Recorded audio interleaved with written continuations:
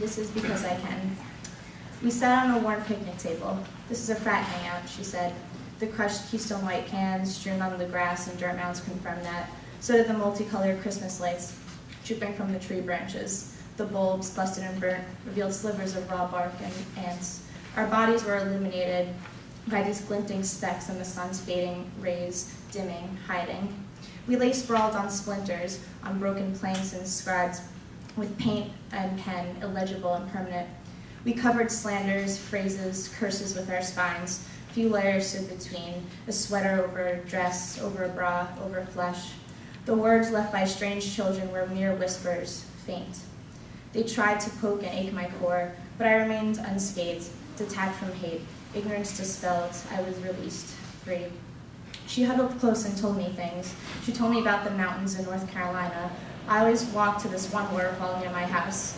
I couldn't completely comprehend, being in place of mostly flat terrain and artificial earth, where patches of greenery are polished and manicured, resembling something natural, something real. But still, I imagined their beauty. She told me about the people in her town, but did not say if they had clumsy twangs and jargon, as I assume most people from those parts did, even though she herself didn't have any accent. I told her that where I'm from, most people wear a facade. I told her of the sad, unfulfilling lives the young lead, how each person has a timeline resembling one another's, copies of copies of copies. Go to a Big Ten school. If you're a boy, major in business or pre-law. If you're a girl, communications or fashion journalism. Move into an apartment in the city, in either Murray Hill or the Village. Have your parents pay for it while you work in a PR company that barely pays enough to afford the lavish life of getting wasted every weekend at clubs or seeing bands you think will make you look cool. Find your preferably Jewish partner. Contemplate marriage and your heterosexuality. That's what is right, normal. Have the male support you, the female, as you do nothing in your house in the suburbs, right back where you originated. Have kids, repeat, repeat, repeat. She couldn't grasp this life. I swore to her I'd never live that way. Reassuring, she said, you won't. Our knees collided, then overlapped. Her hands were cupped together, and the way she pulled her sleeves over her knuckles reminded me of Madeline's fur hand muffs.